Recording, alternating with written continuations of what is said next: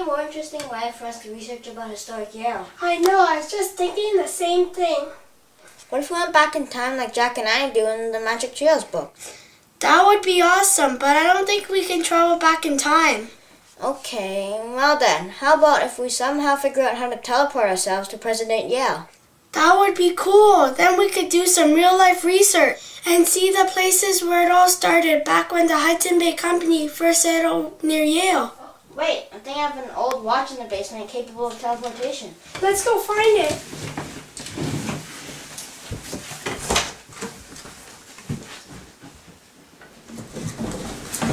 Come on.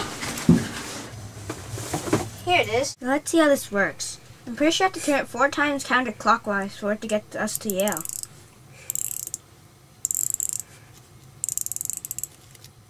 Hey, it's working. Wow, Cool, it works. But it's freezing here. Let's go back home and get our jackets. Let's see if it works.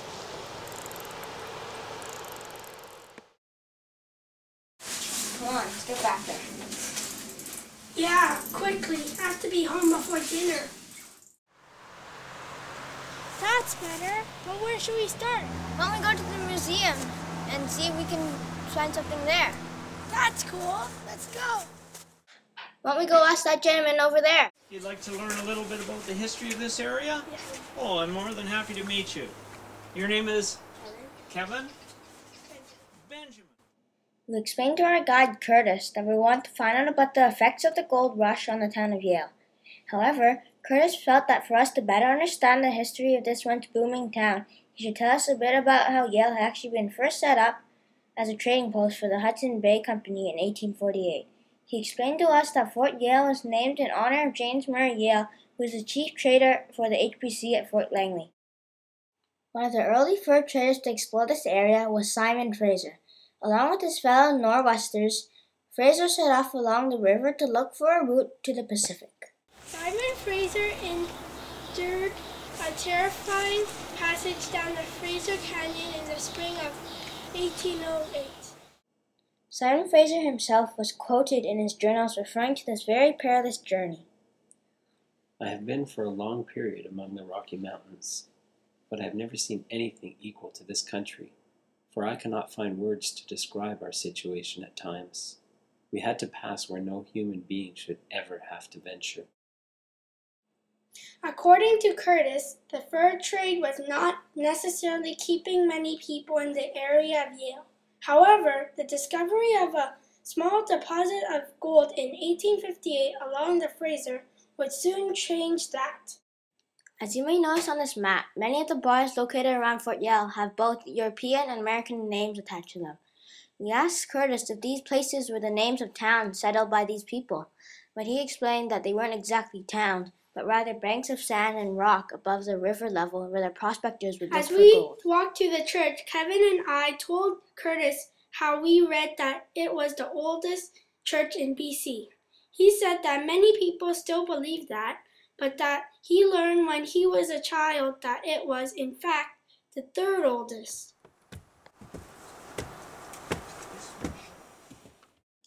As Curtis was showing us around and telling us about the history of this amazing church, I noticed the beautiful organ with the sign, "Please do not touch the organ." In fact, Curtis says that the organ was only used at Christmas time when the people gathered to celebrate. Then, to my surprise, he asked if I would like to try. Pull all the stops up.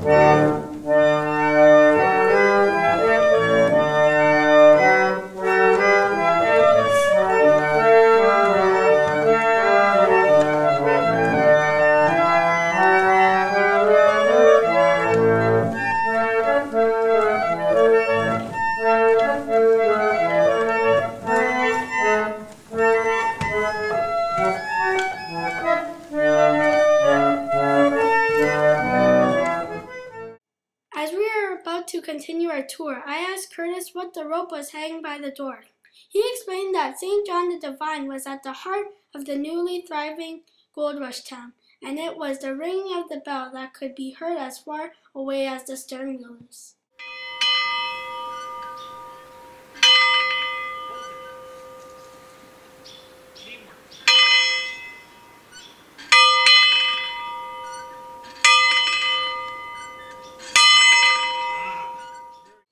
Our next stop would be to go to the water where the stern wheelers would have brought prospectors up the river coming from Fort Victoria. However, before we could get anywhere, there was a slight but loud interruption.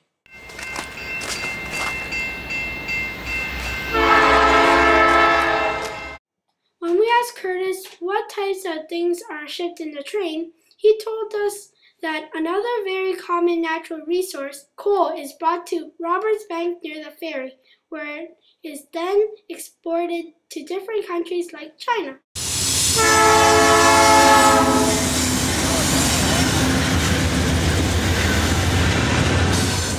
As we continued on to see the river and the very spot where the stern wheelers once docked, Curtis told us that there was a small but very amazing surprise in store.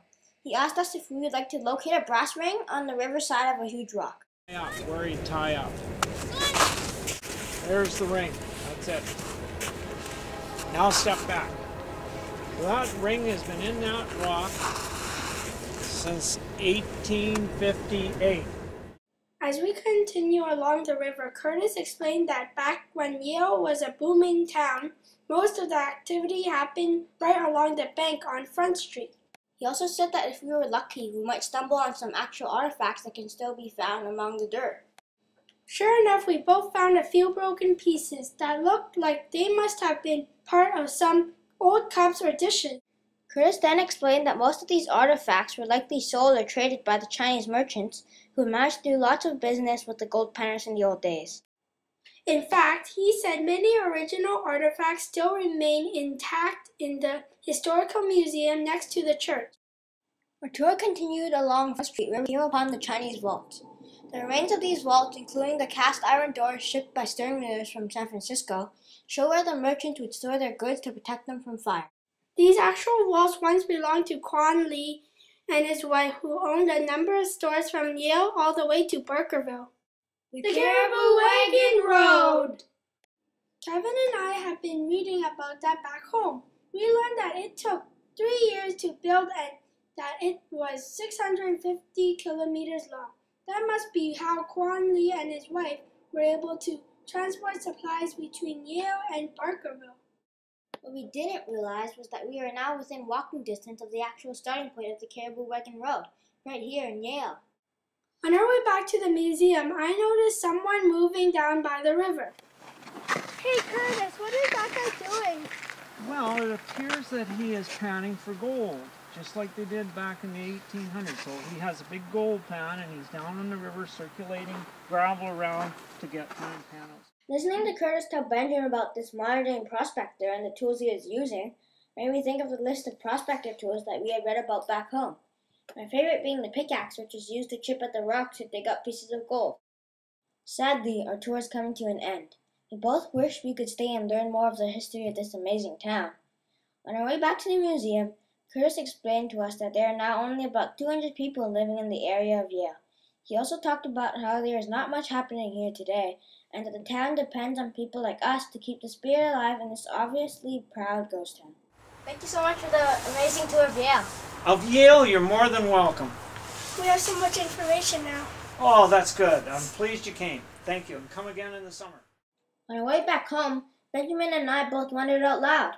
What would happen to Yale if that prospector actually found a nugget of gold? Yeah, let's go finish the project. Hey, where have you guys been? I thought you were supposed to be working on your project.